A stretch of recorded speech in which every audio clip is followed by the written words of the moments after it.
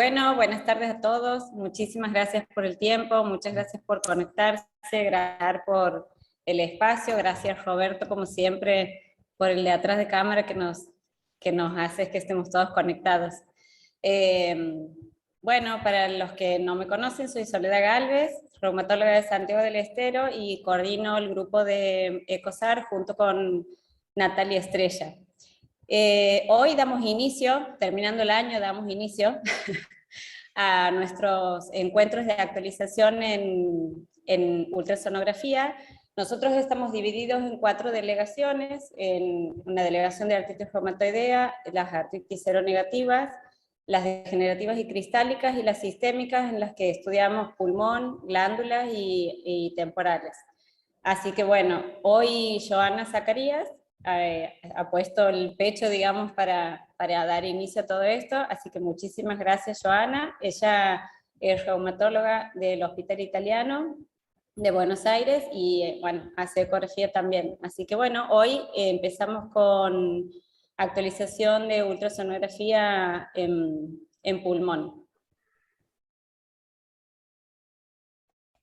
Buenas tardes, soy Joana Zacarías, trabajo en la sección de reumatología del Hospital Italiano de Buenos Aires y formo parte del grupo de estudio de ecografía del ASAR. Quiero agradecer al grupo ECOSAR por confiarme esta presentación y al ASAR por darnos el espacio para hablar sobre las utilidades de la ecografía, en este caso en la evaluación del compromiso pulmonar en pacientes con enfermedades reumáticas. Este es mi conflicto de interés. Tuve la oportunidad de aprender y trabajar con quienes considero son de los mejores reumatólogos especializados en ecografía y actualmente continúo trabajando en el Hospital Italiano de Buenos Aires, donde dedicamos más de 36 horas semanales a la realización de ultrasonografía, ya sea en articulaciones, como también para la valoración de vasculitis a nivel del intersticio pulmonar y de las glándulas salivales, así como la realización de procedimientos ecoguiados y de cursos, preceptorías e investigación en ecografía reumatológica. Los objetivos de esta presentación son repasar la terminología ecográfica a fin de disminuir la brecha entre lo que se ve y lo que se informa, y entre lo que se informa y lo que quien recibe ese informe entiende de lo que uno quiso decir. También elegir transductores y equipos y seteos que me permitan una mejor evaluación ecográfica de las distintas estructuras anatómicas y los artefactos indicativos de enfermedad pulmonar intersticial, y procurar desmitificar algunos alcances de la ultrasonografía pulmonar en reumatología. Con el paso del tiempo, la ecografía continúa demostrando ser una herramienta simple, accesible, no ionizante y de alto valor diagnóstico, por lo que a pesar de algunos trabajos que desmerecen su utilidad, muchos otros y la realidad cotidiana nos demuestran su importancia en la evaluación del compromiso articular de nuestros pacientes en la práctica clínica diaria, e incluso en la evaluación del compromiso extraarticular, como ser la búsqueda de signos de vasculitis con la ecografía vascular, los hallazgos ultrasonográficos de compromiso glandular en el Sjögren y la búsqueda de artefactos ultrasonográficos indicativos de enfermedad pulmonar intersticial en la exploración pulmonar, entre otras utilidades. Sin embargo, la ecografía pulmonar no es un invento de los reumatólogos, sino que ha nacido como complemento a la auscultación cardíaca y a la radiografía de tórax para valorar la situación pulmonar en el enfermo agudo y crítico, en el que los hallazgos ultrasonográficos me van a servir para diferenciar distintas patologías pulmonares como ser edema, neumotórax, embolismo, neumonía, entre otras. De hecho, la primera descripción de líneas B fue publicada por Lichtenstein en 1997, quien al explorar la pared torácica, dividida en aquel entonces en 8 regiones, como se puede ver en la foto, en pacientes internados en una unidad de terapia intensiva, observó estas imágenes que las describió como colas de cometas que se extendían desde la pleura hasta el margen inferior de la ventana pulmonar y las asoció con la presencia de neumonía o edema pulmonar en estos pacientes. Y desde entonces numerosos trabajos han demostrado su utilidad en el diagnóstico de enfermedad pulmonar intersticial, incluso en aquellas enfermedades pulmonares intersticiales asociadas a enfermedades reumáticas. ¿Y cuándo vamos a usar la ecografía o por qué vamos a utilizar la ecografía viendo tantas otras herramientas diagnósticas? Bueno, para empezar, la prevalencia de enfermedad pulmonar intersticial en enfermedades reumáticas oscila entre un 2 y un 71% según la patología, alcanzando el 100% en el síndrome de antisintetasa. Debemos considerar también que tiene un curso inicialmente asintomático, lo que nos obliga a buscar este compromiso aún en ausencia de síntomas. Además, como ustedes saben, puede presentarse en estadios iniciales de la enfermedad e incluso previo a la presencia de manifestaciones específicas de la enfermedad reumática. El patrón de enfermedad pulmonar intersticial presente en la mayoría de las enfermedades del tejido conectivo es el patrón de NSIP, aunque como pueden ver en la R y en las vasculitis asociada a ANCA, predomina el patrón de UIP, que a su vez es el más fácilmente detectable por la ecografía.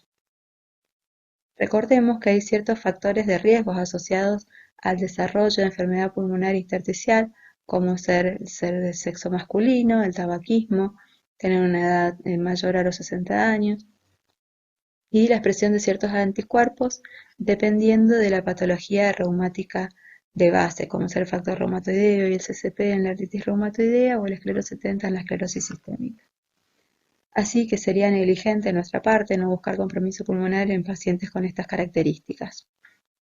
Y lo más importante es la disminución de la sobrevida, la calidad de vida y el aumento de la mortalidad a 5 años desde su diagnóstico, los que nos obliga no solo a buscar el compromiso pulmonar, sino que a hacerlo en forma precoz, para poder implementar de esa manera conductas terapéuticas dirigidas a aumentar esta sobrevida y su calidad.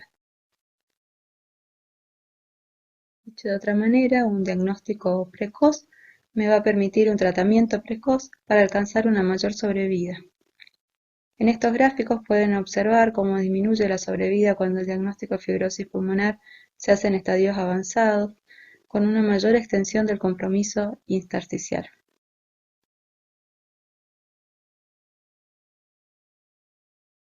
¿Y por qué elegimos a la ecografía para este diagnóstico precoz? Primero, porque es accesible, la tenemos a disposición, es económica, es inocua, rápida y fácil de realizar.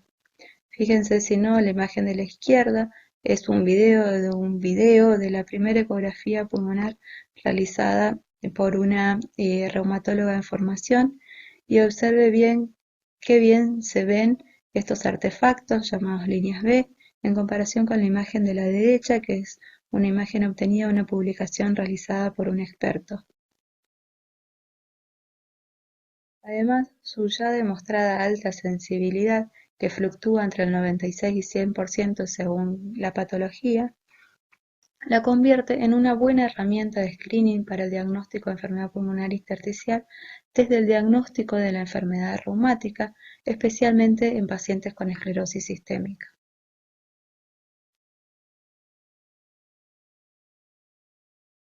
El mismo criterio se puede aplicar para la evaluación del compromiso pulmonar en pacientes con artritis reumatoidea, y esto es algo que no solo lo sugerimos nosotros, que podemos tener nuestros intereses personales por nuestro afán de la ecografía, sino que también lo sugieren algunos neumonólogos, incluso en aquellos pacientes que no presentan sintomatología respiratoria, especialmente cuando presentan factores de riesgo para el desarrollo de una enfermedad pulmonar. Si bien la prevalencia de enfermedad intersticial en pacientes con artritis reumatoidea no es tan alta como en otras enfermedades reumáticas, calculamos que aproximadamente 1 de cada 10 pacientes con artritis puede llegar a presentarla. Y si esperamos a la manifestación de síntomas o a la presencia de hallazgos radiográficos de compromiso pulmonar, estaremos llegando tarde al diagnóstico.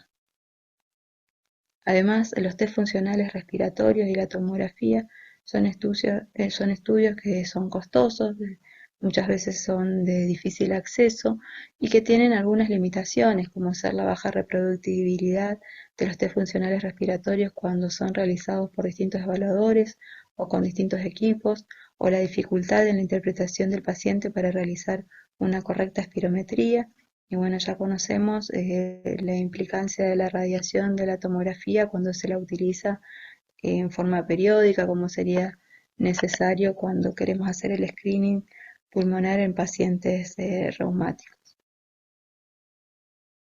La ecografía pulmonar también ha demostrado un buen grado de acuerdo tanto intra como interobservador, lo que la hace fácilmente reproducible. Y como último fundamento, recomiendo también a la ecografía como herramienta diagnóstica de compromiso pulmonar, herramienta diagnóstica y de screening de compromiso pulmonar, ya que ha demostrado una buena correlación con la tomografía, tanto para el diagnóstico como para la evaluación del grado de extensión del compromiso pulmonar, independientemente del score utilizado, así como con los test funcionales respiratorios, especialmente con la difusión de monóxido de carbono. Entonces, si quieren pedir una ecografía de pulmón o si quieren hacerlas ustedes a la ecografía de pulmón, que lo pueden hacer porque es muy fácil, van a tener que saber qué es lo que vamos a buscar y lo que vamos a ver, porque no vemos lo que no buscamos, son artefactos, principalmente estos tres artefactos que son las líneas A, que son estas líneas horizontales, reflejo de la línea pleural, las líneas B, que son las imágenes del medio, son estas líneas verticales, y las líneas Z o líneas B, ya que son falsas líneas B, ya que no borran las líneas A, o también podemos encontrar el pulmón blanco, que no es más que la superposición de múltiples líneas B.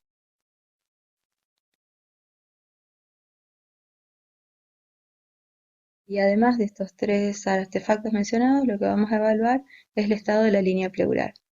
Y aquí los invito a observar estas dos imágenes y a que reconozcan cuál les parece normal y cuál les parece patológica. Entonces podrán ver que esta línea pleural que se ve engrosada, fragmentada y con micronódulos subpleurales es patológica.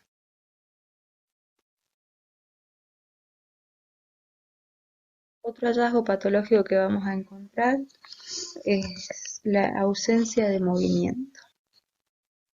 El pulmón, cuando lo evaluamos ecográficamente con el modo M, que es el modo de movimiento, podemos encontrar en él dos tipos de movimiento. Un movimiento en el eje horizontal, que es el deslizamiento pleural, que es coordinado con la respiración, y un movimiento vertical, en el sentido vertical, que es el reflejo del pulso cardíaco.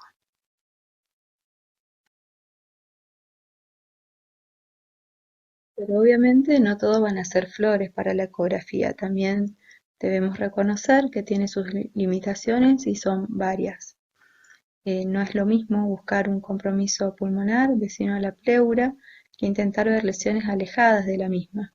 Siempre que haya intersticio pulmonar sano interpuesto entre la lesión pulmonar y la pleura, esta lesión se tornará invisible para el ecografista. Y este fenómeno es independiente de la frecuencia de la sonda que usemos. Si bien sabemos que la ecuación frecuencia es proporcional a la velocidad y inversamente proporcional a la longitud de la onda, lo que indica que a mayor frecuencia la penetración va a ser menor y va a aumentar la resolución.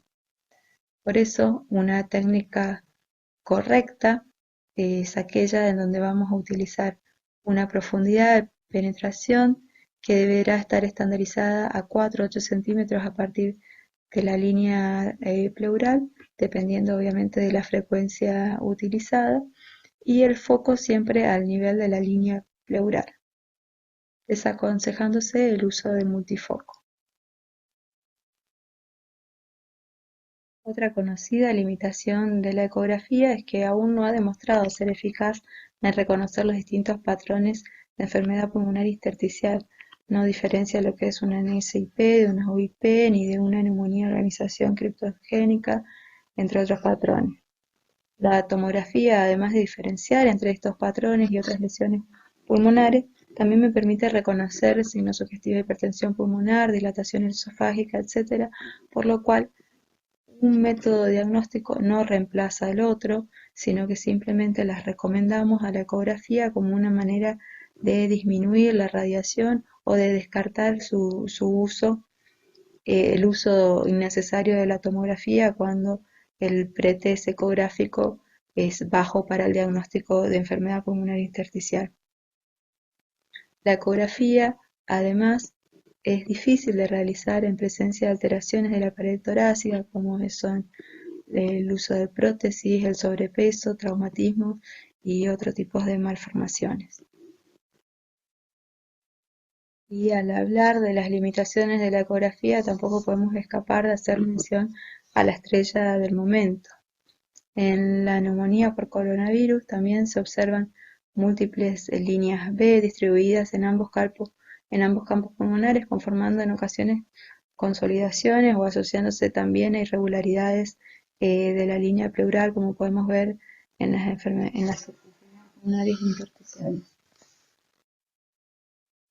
Sin embargo, se han descrito algunas características distintivas que nos pueden ser de ayuda. En este artículo publicado en 2020, en pleno auge de la ultrasonografía pulmonar en COVID, vieron que estas líneas B y consolidaciones presentaban una tendencia a resolverse en un lapso de 2 a 3 semanas, siendo reemplazadas por las líneas A. Otros autores describieron estas bandas gruesas y pericoicas formadas por líneas B confluentes que surgen de una porción de la línea pleural aparentemente intacta, a las que denominaron rayos de luz, que se corresponden con el patrón en vidrio esmerilado subpleural que se puede ver en las tomografías de tórax de pacientes con COVID en sus estadios iniciales. Y finalmente, pero no menos importante, como última limitante tenemos a la edad. Se ha encontrado un significativo mayor porcentaje de líneas B en pulmones de personas sanas mayores de 60 años en comparación con personas menores de 50 años. Sin embargo, el número de líneas B rara vez se encontró en un rango patológico. Siempre que querramos interpretar correctamente una imagen ecográfica, tenemos que tener una noción de lo que es la anatomía. Sabemos que la parrilla costal generalmente está compuesta por 12 costillas a cada lado, las primeras 7 se insertan directamente en el esternón, las siguientes 3 son externales y las últimas 2 son flotantes. Cada una está constituida, o sea, cada costilla está constituida por una parte que es mayormente cartílago, que es la parte más medial de su vertiente anterior, y por una parte más calcificada, que es de características óseas, en su vertiente lateral y posterior.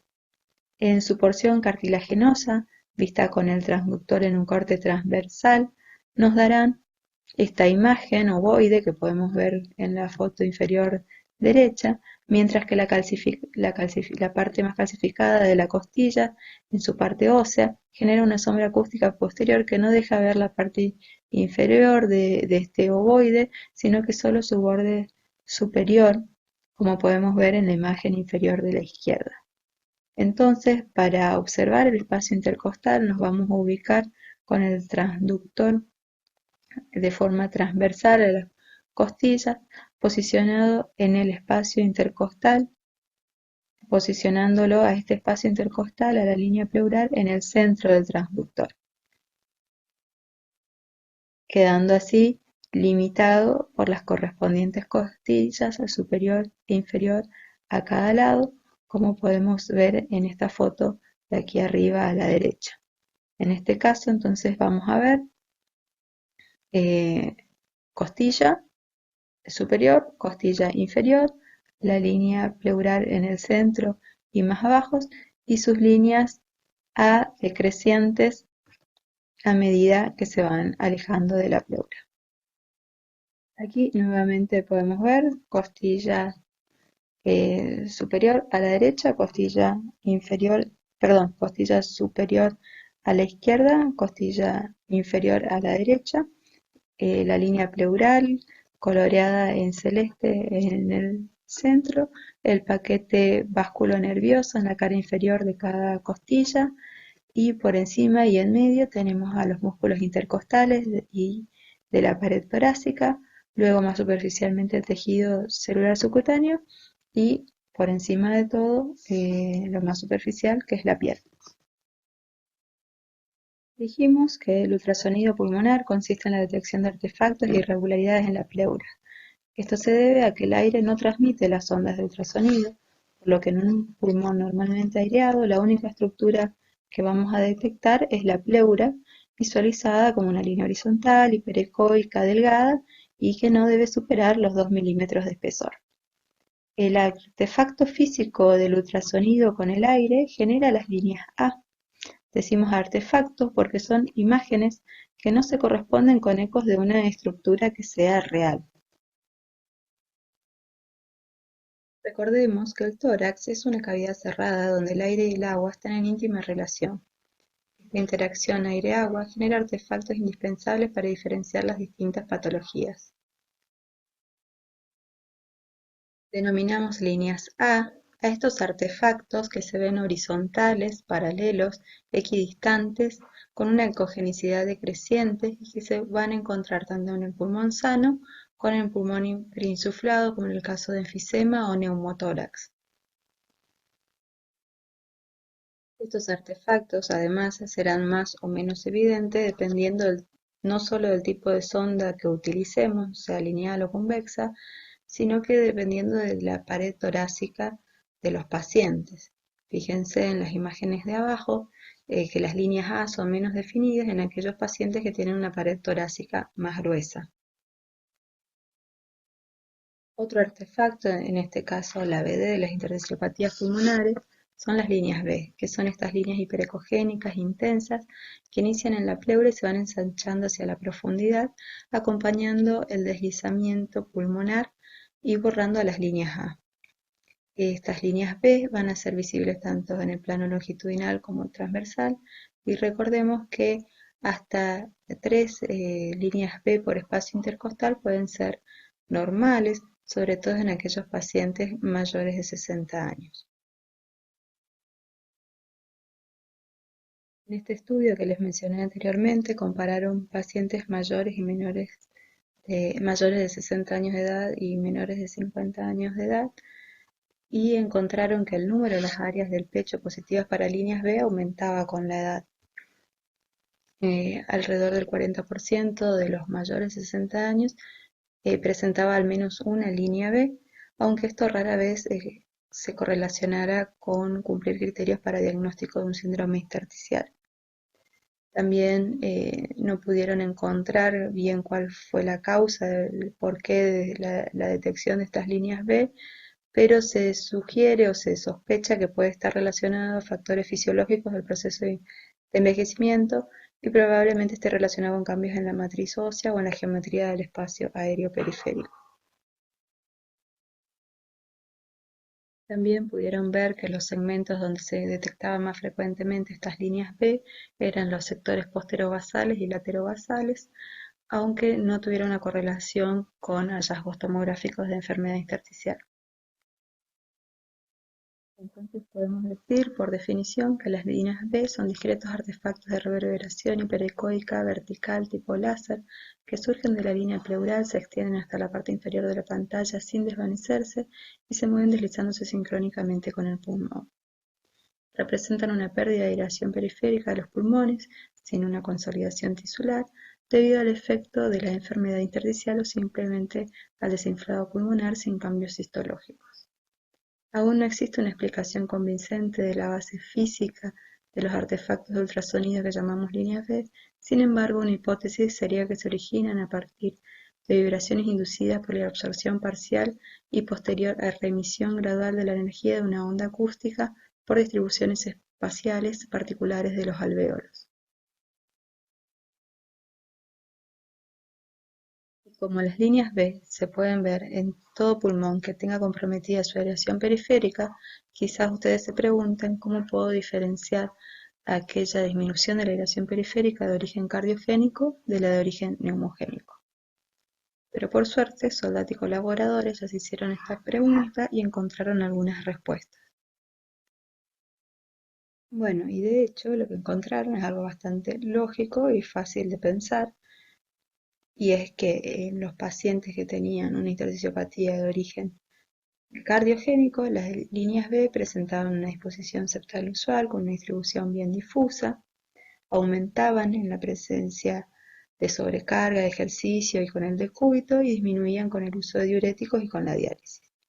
Mientras que las líneas B en las intersticiopatías de origen neumogénico tenían una disposición septal más inusual, una distribución más parcheada y se caracterizaban porque la línea pleural presentaba ciertas irregularidades. ¿Y de qué hablamos cuando hablamos de patrón septal usual? Bueno, se ha demostrado que una distancia de 7 milímetros entre dos líneas B en la línea pleural son causadas por una disminución moderada de la aireación pulmonar debido al engrosamiento de los septos interlobulares y es característico del edema intersticial. Las líneas B, que están separadas por 3 milímetros, son más características del edema alveolar porque este tipo de edema es causado por una disminución severa de la aireación pulmonar debido a alvéolos que ya están llenos de líquido o trasudado, que corresponden a opacidades en vidrios esmerilados en las tomografías de tórax. Hasta aquí vimos que es fácil que es reconocer las líneas B. Ahora veremos que es más fácil aún contarlas. Para esto nos posicionaremos con la sonda transversal a las costillas, entre dos costillas vecinas, con la línea pleural en el centro de la sonda. Contaremos el número de líneas B que vemos en ese espacio intercostal y luego realizaremos la sumatoria de todas las líneas B vistas en cada uno de los espacios intercostales evaluados. ¿Qué pasa cuando vemos una línea B que con los movimientos respiratorios se desvanece, desaparece y no la volvemos a ver? Le vamos a pedir a nuestro paciente que realice 3 respiraciones profundas y si en esas 3 respiraciones esa línea no vuelve a aparecer, no la consideraremos en nuestro recuento total. Si por el contrario, con los movimientos respiratorios esa línea aparece y desaparece a medida que inspira y expira el paciente, sí la vamos a tener en cuenta en el recuento articular y la contaremos como una línea. ¿Y qué pasa cuando las líneas B están muy pegaditas una de otra y nos dificulta diferenciarlas? Cuando esto ocurre en más del 100% de la línea pleural del espacio intercostal evaluado, le daremos un puntaje de 10 líneas B en ese espacio intercostal. Pero si esto ocurre en más del 50%, pero menos del 100%, le daremos un puntaje de 5 líneas B en ese espacio intercostal.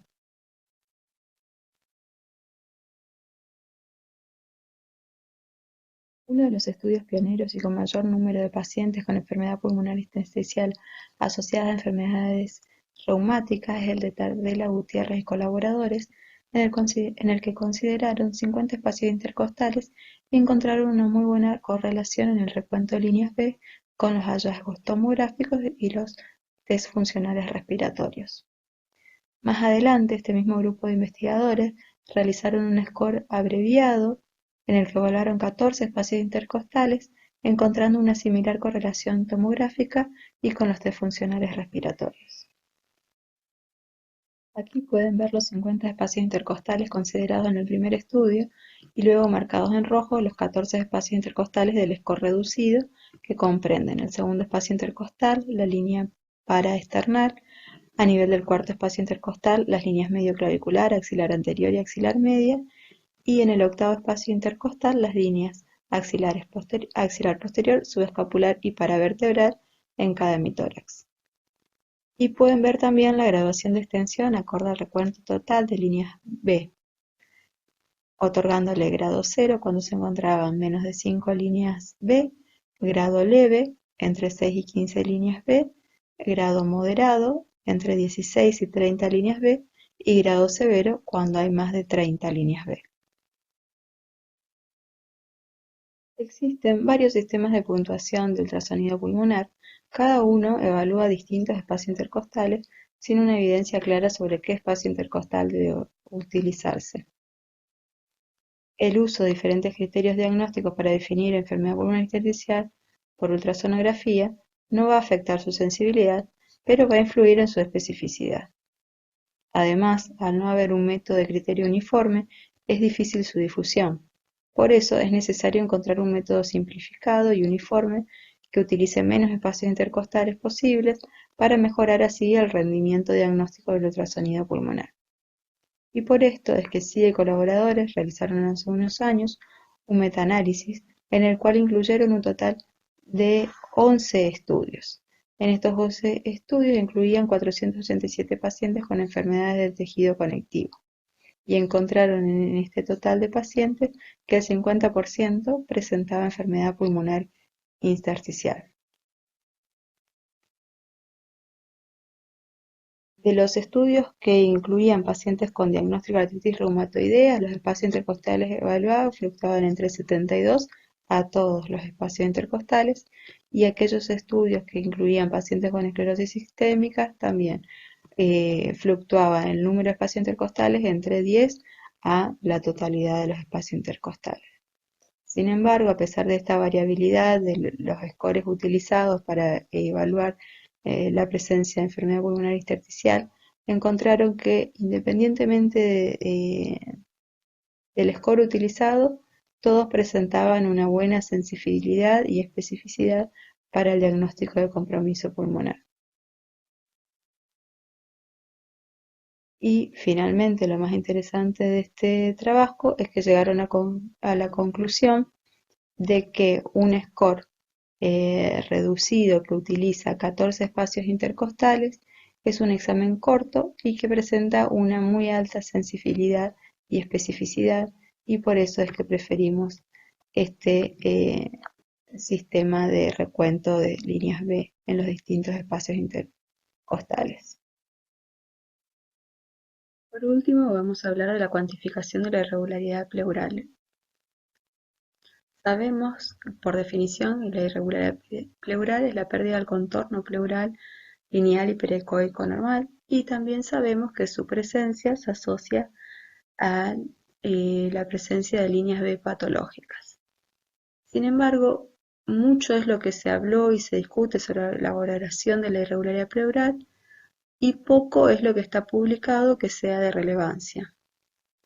Este estudio es de los más representativos, en el que se evaluó la irregularidad, en el que se evaluó la extensión de la irregularidad pleural en un total de 72 segmentos pulmonares, y se encontró que si bien había una muy buena sensibilidad y especificidad en comparación con la tomografía y de los test funcionales, básicamente, más específicamente con la DLSO.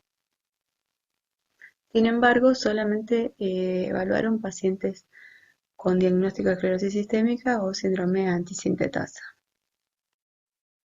Lo más interesante de este trabajo es que encontraron en aquellos pacientes con una extensión de la irregularidad pleural menor al 16% de los espacios intercostales evaluados, que recordemos eran 72, tenía una sensibilidad y una especificidad alta para descartar la presencia de enfermedad pulmonar intersticial. Mientras que cuando la extensión de la irregularidad pleural era mayor al 28% de los espacios intercostales evaluados, la sensibilidad, si bien era un poco baja, la especificidad era del 100%, tanto para el diagnóstico del compromiso intersticial limitado como el extendido. Este es otro estudio un poco más reciente, donde también evaluaron la irregularidad pleural y su correlación con la detección de enfermedad pulmonar intersticial, ya sea por tomografía como por los test funcionales respiratorios, con una muy buena correlación. Sin embargo, también evaluaron solamente pacientes con esclerosis sistémica. Los criterios utilizados son un poco más complejos y la evidencia, si bien es buena, solo fue demostrada en un estudio preliminar con un escaso número de pacientes. Finalmente, podemos concluir que el ultrasonido es una herramienta sensible para la detección de enfermedad pulmonar intersticial, que es bastante fácil de realizar, no requiere mayor experiencia, que podemos utilizar distintos de sondas, tanto lineal, convexa, que se recomiendan sondas de baja frecuencia cuando uno quiere lograr una mayor profundidad, que vamos a utilizar el modo B o el modo M para evaluar movimientos pulmonares, y que lo que vamos a buscar en la exploración van a ser artefactos, que son las líneas A y las líneas B, así como también las irregularidades a nivel de la pleura.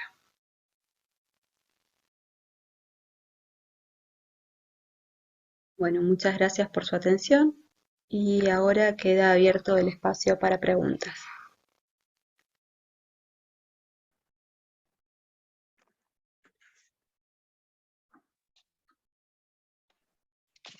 Bueno, muchas gracias a todos por estar. Hermosa la presentación, Joana, muy completa y muy gráfica para todos. Vos que que estás adquiriendo mucha experiencia en pulmón, nos sirve un montón todo lo que nos expresaste. Acá, bueno, dimos espacio para preguntas, así que te las voy a ir leyendo, te las vamos a ir leyendo con Sole, y nos vas contando. Bueno, Javier pregunta, ¿el diagnóstico de EPI si se basa el diagnóstico en las líneas B? ¿Qué rol le das a la irregularidad pleural? Y si podés tener alteraciones pleurales sin líneas B, y si a eso lo consideras patológico. En cuanto a la pregunta de Javier sobre el recuento de líneas B, vamos a sospechar una enfermedad pulmonar intersticial cuando ese recuento, o sea, cuando encontremos, depende del score que utilicemos. Yo acá recomiendo, a fines también de utilizar criterios y en base al metaanálisis que presenté, donde se vio que era un score reducido y que tenía una alta sensibilidad y especificidad, y también por eso se lo recomiendo dentro de los varios estudios que se evaluaron con distinta cantidad de espacios intercostales, y además el que utilizamos hoy en día nosotros, al menos en el hospital, cuando evaluamos el pulmón, es el recuento de 14 espacios intercostales. Si utilizamos ese recuento de 14 espacios intercostales, vamos a considerar sospecha de una enfermedad pulmonar intersticial cuando encontremos más de 6 líneas B en el total de esos 14 espacios intercostales. Si encontramos menos, la verdad que se ha demostrado que la probabilidad de que encontremos patología intersticial por tomografía o por otros métodos es muy baja, cuando en la ecografía se demuestra que hay menos de 6 líneas B en el total de los 14 espacios intercostales. Por el contrario, cuando sí hay más de 6 líneas B, o inclusive mayor cantidad de líneas B que encuentren en el recuento total, mayor probabilidad de que también esa correlación con la tomografía también se va a correlacionar no solamente en el pretest de enfermedad pulmonar tomográfica, sino que también con la extensión de esa enfermedad pulmonar intersticial. No sé si respondí tu pregunta, Javi. Y en cuanto perdón, lo que yo digamos, mi duda siempre es, bueno, esto lo preguntamos, ahí Marco lo preguntó en el Congreso, el tema de las irregularidades pleurales, que no está muy claro todavía. Yo quería, no sé si viste vos en tu experiencia irregularidades pleurales y no tantas líneas B, y eso te ayudaba a pensar en el intersticio, o directamente no lo considerás y solo considerás las líneas B, ¿no? No, sí, es característico de las enfermedades pulmonares intersticiales asociadas a enfermedades de tejido conectivo que las líneas B se asocian a irregularidades de la pleura. O sea, la irregularidad pleural es un signo más que suma a favor de que pueda haber una enfermedad pulmonar intersticial. Claro, o sea, Ahora, siempre hay una correlación entre la irregularidad pleural y encontrarte con líneas B, digamos, entonces. Sí, sí. Bien. Sin embargo, como mostré en el trabajo donde comparaban lo que es enfermedad pulmonar intersticial de origen neumogénico, intersticiopatías secundarias a un shock hipervolémico, ahí no. Una de las características que diferencia lo que es la sobrecarga cardíaca en el pulmón es que la línea pleural generalmente está preservada, o si tiene alguna irregularidad no está asociado a esa patología coronaria.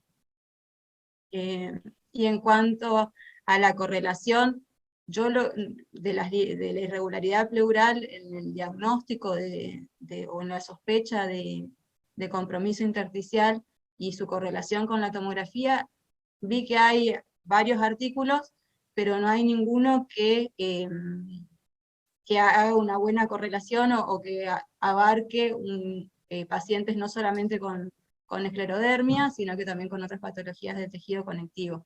Entonces, hoy por hoy creo que con los datos que tenemos no podemos decir que si encuentro X cantidad de irregularidad pleural en el porcentaje de espacios intercostales evaluados, eso me vaya a significar que voy a encontrar hallazgos a nivel de la tomografía. Okay. El estudio más completo, con mayor cantidad de pacientes, y que más me gustó de los que leí, que hablaba sobre las irregularidades pleurales, era solamente en pacientes con enfermedades, con esclerodermia, con esclerosis sistémica y con síndrome antisintetasa.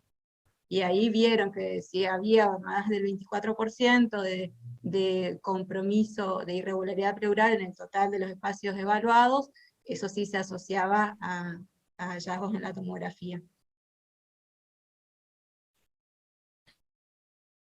Bueno, buenísimo, Joana, muchísimas gracias por la presentación, excelente, la verdad.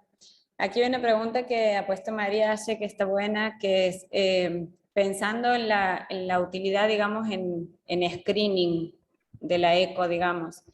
¿Qué sentido, pregunta ella, qué sentido tiene cuantificar la lesión si nosotros al paciente le encontramos que tiene líneas B y lo mandamos, o sea, resulta positivo y le hacemos la TAC directamente? La cuantificación la vamos a hacer justamente porque no es lo mismo encontrar 1, 2 o 3 líneas B en el total de los espacios evaluados que encontrar más de 6. Por eso está como límite, a partir de la sospecha diagnóstica, uno tiene que ver si hay 6. Y después, bueno, si uno quiere hacer un trabajo de investigación, de correlación, ahí también me va a servir hacer el recuento. Pero como básico, si yo ya encontré 6 líneas B en los espacios que iba evaluando, cuando utilizamos 14 espacios, porque fíjense que depende de la cantidad de espacios que uno evalúe, la cantidad de líneas B que uno debería encontrar para sospechar patología intersticial. Pero volviendo a este trabajo de 14 espacios intercostales, uno a partir de que encuentra 6 líneas B ya podría sospechar enfermedad pulmonar y ya pedirá los estudios que considere necesarios. Bien. Perdóname, una cosa, aparte hay un porcentaje de personas normales que pueden tener líneas B, o sea que eso también es importante. Así que por eso creo que es bueno cuantificarlo y saber un poco la magnitud del cuadro. Bien. Después, Vicky pregunta, dentro de todos los scores que hay, ¿cuál estás usando, digamos? Que hay publicados, ¿cuál usas de manera práctica en tu práctica diaria? El de 14 espacios intercostales, que es el descrito por Tardela. Tardela es una reumatóloga que trabaja con Emilio y Grassi, Emilio Filippucci y Grassi en Italia.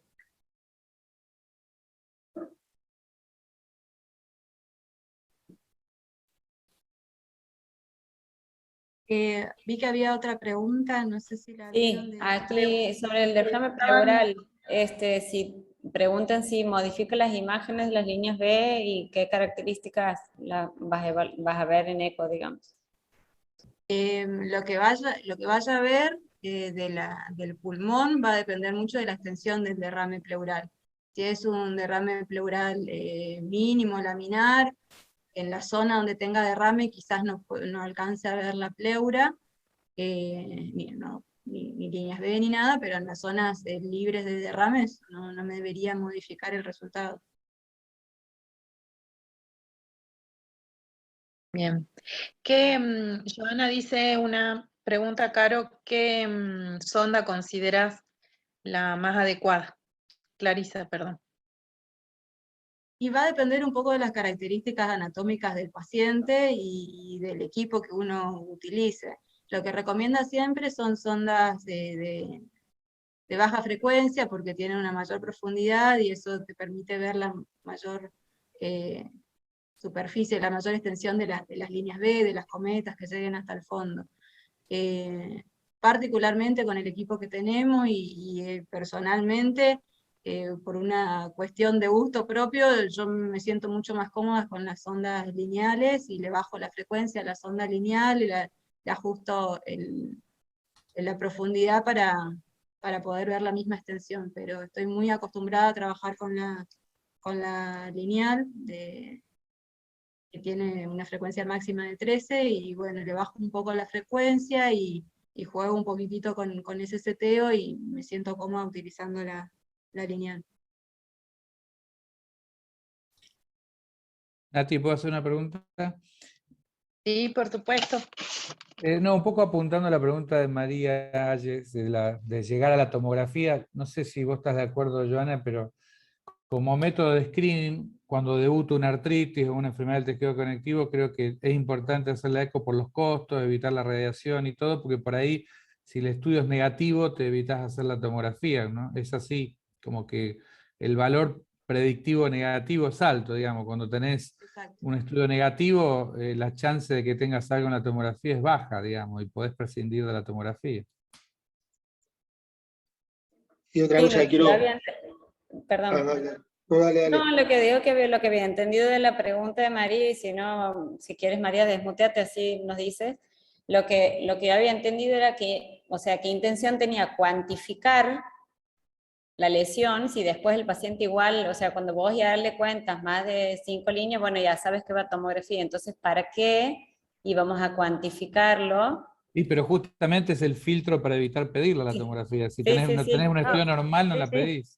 No, sí, Va, Javi, pienso, sí. o sea, es eso. O sea, yo creo que el lugar que nos va a quedar para la ecografía pulmón es screening para evitar Screening. hacerle tomografía a todo el mundo, digamos, o sea, justamente Claro. ese es el lugar. Pero a lo que voy en la práctica diaria, si no estoy haciendo un estudio, nada, yo tenía planeado verle 14 espacios, pero si le vengo viendo 10 y ya conté más de 6 líneas, puedo parar ahí, a eso, fue eso. Como cuando hacemos el score acortado de artritis en las manos y todo lo demás, o sea, la idea es no perder más tiempo, entre comillas, y es seguir todo, evaluando todos los espacios, y ya sé que ese paciente me le dio positivo, y a ese paciente ya lo pienso estudiar un poco más. Es eso, es acortar el tiempo de la ecografía de pulmón. Igual Fue con, para ese lado de la con pregunta. 14, igual con 14 espacios, ¿cuánto Es tiempo te lleva rápida. hacerlo, Sí, es Joana? rapidísima, ¿Cuánto? es rapidísima. Sí, lo Sí, sé. Sí. Pero a fines prácticos lo que propone María es cierto, el evaluar los 14 espacios intercostales es algo rápido, como dijo Javi, hay estudios donde demuestran y comparan el tiempo que lleva a evaluar 50, 70, 14, 10 espacios, y la verdad que evaluar los 14 dio un valor de 8,6 minutos, o sea que es algo bastante rápido. A fines prácticos es cierto, si uno ya contó más de 10, ya sabe que le va a pedir la tomografía, lo manda a hacer la tomografía y dejo de hacer la ecografía.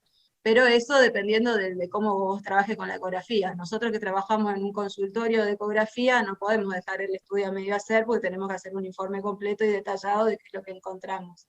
Pero sí, si lo haces en tu práctica de consultorio particular, por ahí sí se podría hacer eso. No sé, sé que hay también algunos trabajos que evaluaron menos espacios intercostales, pero la verdad que me parece que al menos lo poco que he visto hasta ahora, que estamos haciendo bastantes ecografías de pulmón, sobre todo en pacientes con AR, no es algo que demande mayor tiempo, lo que más tiempo nos lleva es que el paciente se acueste en la camilla y se saque la ropa, más que hacer la ecografía en sí.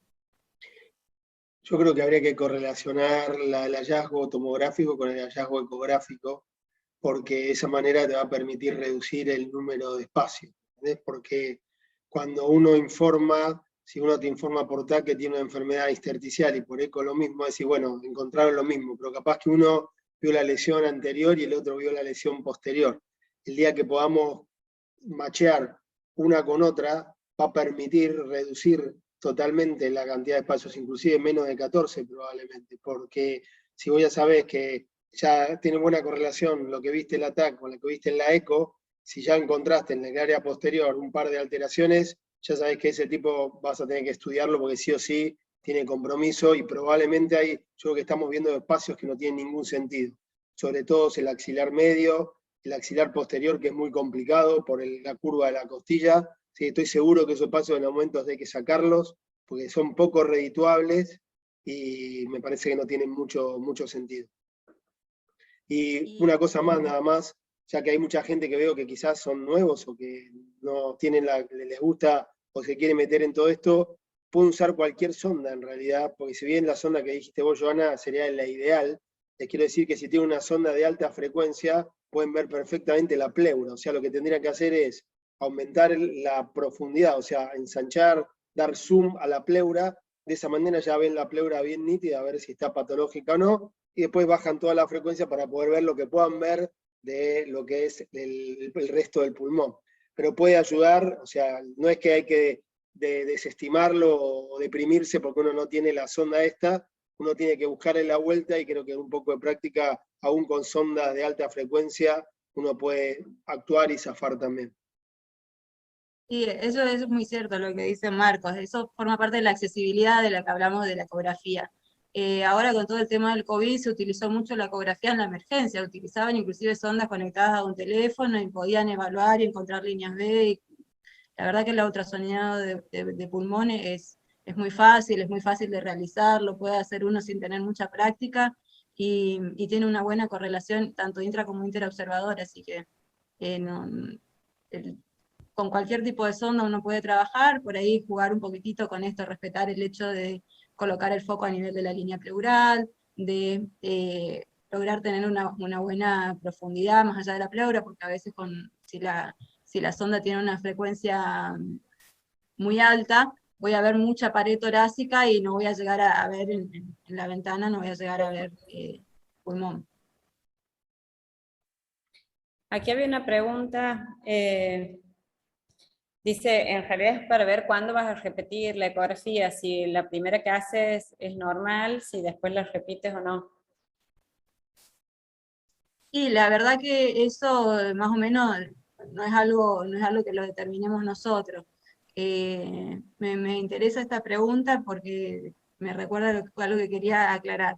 Uno cuando hace el screening lo tiene que hacer al momento del diagnóstico del paciente de una enfermedad reumatológica. Yo tengo un paciente que le hago el diagnóstico de la R y ahí ya le debería hacer el screening cardiovascular, de riesgo pulmonar, y sobre todo en aquellos pacientes que tienen banderas rojas, como son los que son pacientes más adultos, de edad más avanzada, que son tabaquistas, que tienen anticuerpos a altos títulos, y bueno. Y a partir de ahí, si la ecografía me resultó normal, yo al paciente lo voy a seguir screeneando con la frecuencia que lo hacemos de cualquier otra comorbilidad, de otra manifestación extraarticular de la enfermedad reumática en sí. ¿Qué es lo que se recomienda? Con ecografía mucho no encontré, pero sí, cuando uno le hace la tomografía se recomienda en pacientes que tenían lesiones leves repetirla a los 6 meses o cada año, cuando no se encontró lesiones ni en la tomografía ni en los test funcionales respiratorios. Y con la ecografía yo creo que estaría ubicada más o menos en ese nivel. Si yo en la ecografía inicial no encontré nada, y sí, le podría repetir siquiera a los 6 meses, le podría repetir al año, y la verdad que si quisiera y pudiera, podría repetirlo las veces que quisiera, porque al ser inocua también me da esa posibilidad, que por ahí hacerle una tomografía o hacerle un test funcional no es tan accesible y es más costoso. Ahí Vicky preguntó algo de la sensibilidad. Creo que, perdón, es difícil, o sea, deberías marcarlo, deberías tener una marca para poner exactamente en el mismo punto, y para poder contar, por ejemplo, si después con la terapéutica te modifica el número de líneas. O sea, debes tener un phantom o algo para parar al paciente en la misma situación, porque si no sería muy difícil. Hay trabajos en cardiología donde sí se nota que las líneas B disminuyen, y también habla de mortalidad, internaciones. Los que no bajan la línea B tienen más mortalidad y más internación por patología cardiovascular que los que no la modifican. Pero en este caso, lo que es difícil es que justo caigas, le midas en el mismo punto, en el mismo espacio. Entonces deberías marcarlo, y con una marca que no se borre, para poner exactamente dónde vas a poner la sonda y quizás hacer un conteo por ese lado. Con respecto a la pregunta que te hicieron, Joana, yo creo que no hay en la literatura cada cuánto hay que hacerlo, pero para mí la mayor utilidad es diagnóstica, no de monitoreo, porque cuando vos ya pescás una intersticiopatía, lo seguís más con estudio funcional respiratorio y tomografía, porque es lo que define el tratamiento. Y de hecho, todos los antifibróticos, las drogas inmunosupresoras, seguían por la capacidad vital forzada, por ejemplo, y la tomografía.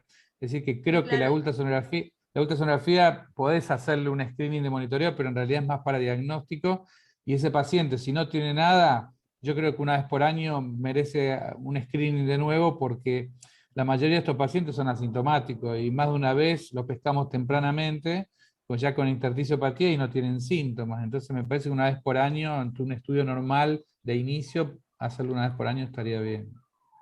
Sí, sí, yo creía que la pregunta iba más orientada, así, hacía la ecografía y no encontraba nada, o sea, o encontraba pocas líneas B así aisladas, a cada cuánto se la repetiría. Pero sí, completamente de acuerdo con lo que explicaste, Javi. No sé si hay alguna otra pregunta. Bueno, en el chat no hay más, y en honor al tiempo me parece que estamos.